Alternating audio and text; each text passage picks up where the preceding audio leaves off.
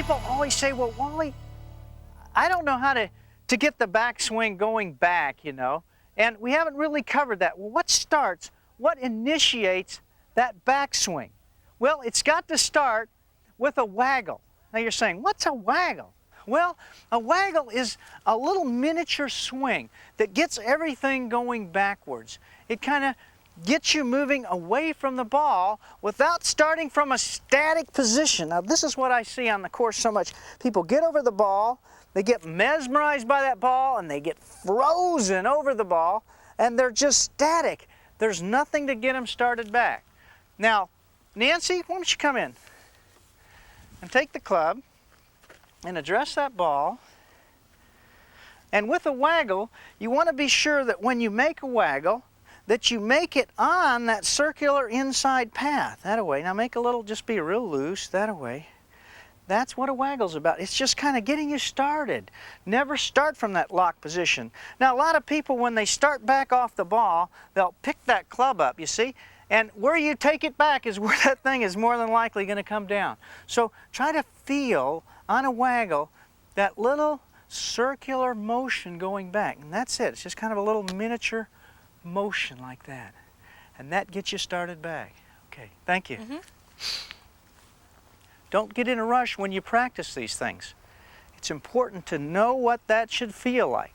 Now, after you've taken this waggle, and you're over the ball, and you're loose, like this, the backswing starts.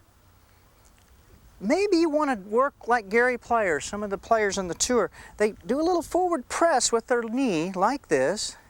They're waggling. This goes here, and then the response to this is the club swinging back, just like that. That's what a waggle's about. Now, in your living room, let me give you two more little things you can practice to teach you that together backswing. And one of them is just to take a golf club and choke way down on it and just put it in your tummy like this and take your stance to the ball and then just simply turn back to here, keep the knee in and turn, and that gives you that nice together backswing feeling. Do you see that? Just like that. And then another real neat little drill is to take another club and take your stance to the ball, measure yourself, and then lay a club down on the ground behind your left heel on your right toe, and then set up to the ball, and then make that backswing, that together backswing, without lifting the club.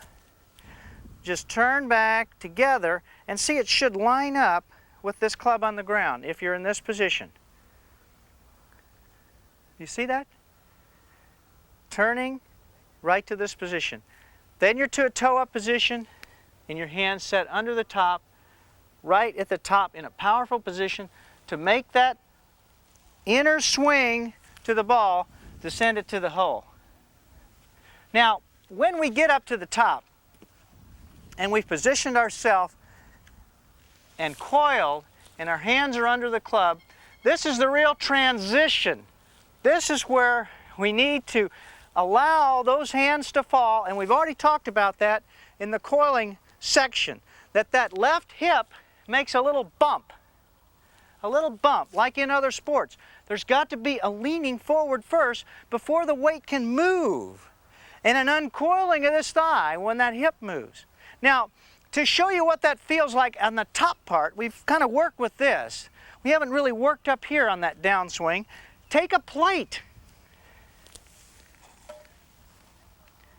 and simply hold it on the side like this, and take your stance and hold it like this, and then turn back around your circle, and from this position, now the feeling as the body is coiled and you make that little hip nudge, you want to rotate the plate to here. Now look at how nice, see, that gets me where I can make that inner path to the ball.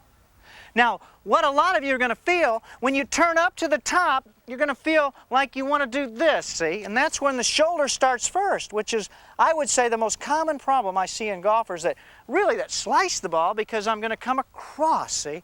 Cross those lines. So take your plate. You're a slicer. This is really going to help you. Set up to an imaginary ball, hold it on both sides, turn and coil, and then rotate the plate, just to here. You don't need to go all the way through, just to there, just to feel that beautiful path that your hands are coming in to strike that ball right on that inside corner and send it right to the hole. And that's the feeling that we want to have you get on that and transition on the downswing. I'm going to show you one more picture. You take an umbrella and we swing it back. And if that left shoulder starts down, or say we cast or we don't coil, but let's just say we start from the top with our hands, see? There's no power. But look, if I'm up here and I've coiled and I uncoil here, watch what's going to happen. And that's what we want to feel, is that air flushing down. You can just hear that, can't you? And that's that downswing, that transition starts with a coiling and uncoiling by that left hip, and then the hands come right down into this position. Now you've got a way to feel that right now. You can take your ruler and you can open it up and you can turn and you can coil and you can set it on your shoulder like this, and you can feel that coiling motion, and that's the transition right there. Boy, keep it on there. Keep it on there. Move this a little bit and just let your hands come to here and close your eyes and feel this, because it's putting you in that position to go through right to that inside corner of the ball to send it right on through to the hole. I want to show you how to go to impact and then on to the finish. Now at home you can do this little drill by just simply getting a chair